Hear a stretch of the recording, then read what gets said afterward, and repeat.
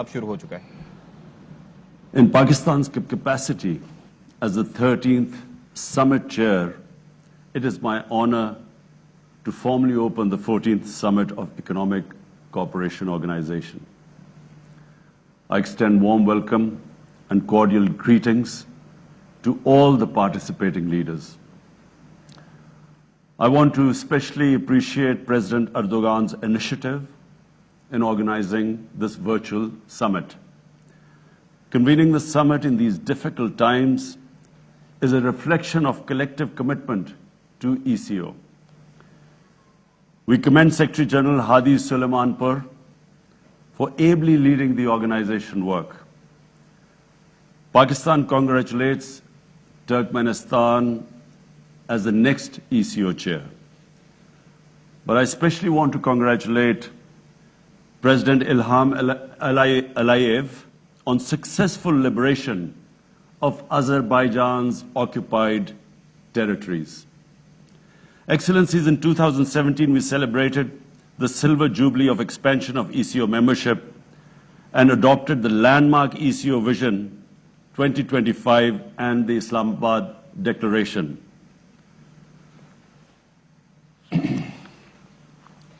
It reflected Pakistan's strong resolve to advance our institutional goals and energize ECO as a dynamic organization for regional cooperation. Excellencies, the focus of our present summit, regional economic cooperation in the aftermath of COVID-19, is both apt and timely. Like the rest of the world, the member states of ECO have been severely affected by the unprecedented health and economic crises unleashed by COVID-19 pandemic. Over 115 million people have been infected by the virus, and more than 2.5 million people have lost their lives. The world is grappling with pandemic's multiple dimensions. The full extent of its health, social, financial, and economic impact on our countries has yet to be fully determined. It is evident that developing countries, including ECO members, have been disproportionately affected. Our economies have contracted, trade has declined, poverty and inequality has increased. Excellencies, we in Pakistan realize that we must prevent our people from dying from the virus and from hunger. We face these twin challenges and culture nurtured by luminaries, great men like Al-Biruni, Faradi, Rumi, Iqbal. They all provide a solid foundation for cooperation under the ECO umbrella. In the Vision 2025, the ECO members have set themselves an ambitious agenda of enhanced collaboration in trade, energy, tourism, agriculture, and industrial growth. We should undertake a midterm review of the progress made so far, accelerate the pace of implementation, and deepen the scope of cooperation. Excellencies, in advancing our common objectives, we must take full advantage of our geographical location, economic assets, and political relationships. Regional connectivity and integration have been proven to be essential for rapid growth and development. Enhanced physical infrastructure will generate economic activity, trade, employment, mobility, and cross-border exchanges. Peace in Afghanistan is crucial to the success of such physical integration in ECO region. I hope that the successful culmination of the intra-Afghan negotiations will lead to durable peace and security in Afghanistan. Excellencies, our priorities and goals are clear. I propose that we focus on the following 6 points. First, we need to recover robustly from the economic and health crises induced by the pandemic.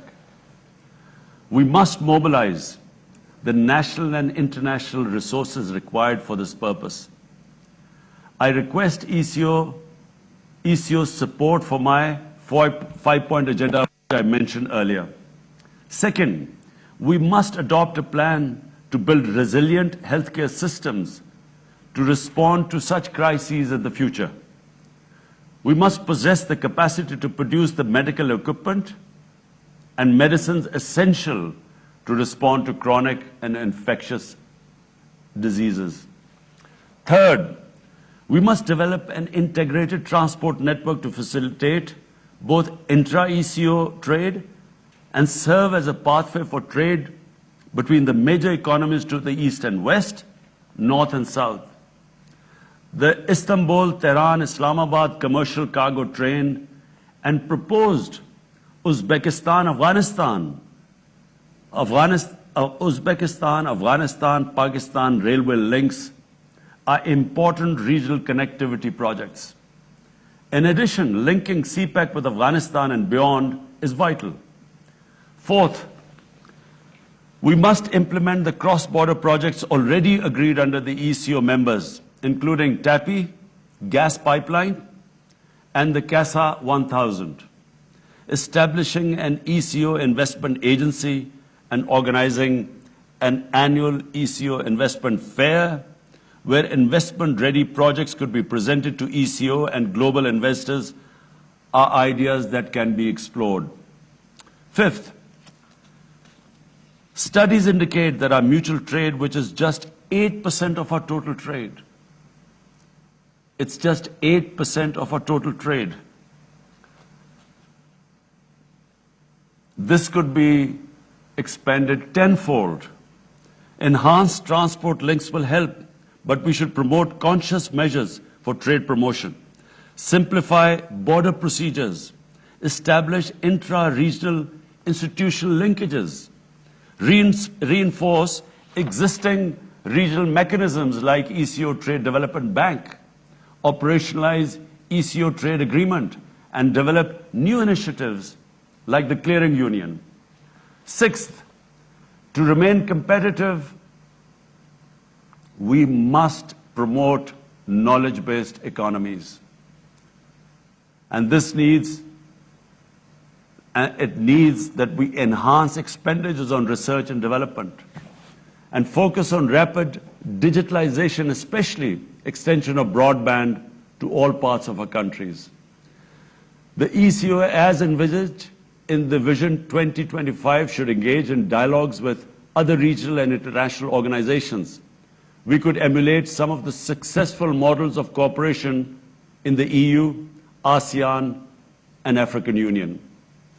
Excellencies, for Pakistan, the vision of ECO's regional economic integration is an essential component of a strategy to transform the tensions of geopolitics into the dividends of geoeconomics.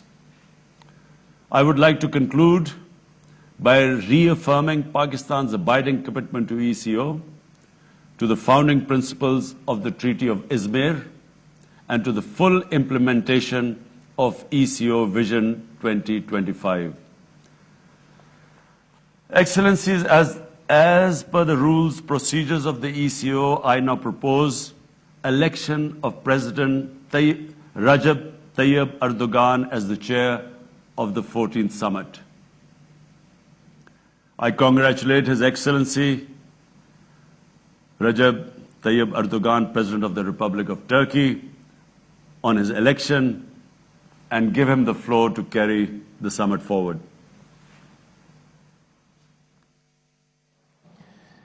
जी, तो ये मनाजिर आप देख रहे थे और ये इख्तिसादी ताउन तंजीम का सरबराह इजलास है और वजीर आजम पाकिस्तान इमरान खान ने इसको इनैगोरेट किया है। और वजीर आजम कहते हैं कि इख्तिसादी ताउन तंजीम जो कि एक एशियाई तंजीम है 1985 में जिसका क़याम अमल में लाया गया था ताकि खित्ते के जो मालिक हैं उनके अंदर आपस में ताल्लुकात को बेहतर बनाया जा सके और इसके साथ साथ जो तामीर और तरक्की के काम हैं उनको आगे लेके जाया जा सके। तो इससे वजीर आजम खिताब कर रहे थे और जो काबिशें उनकी कोरोना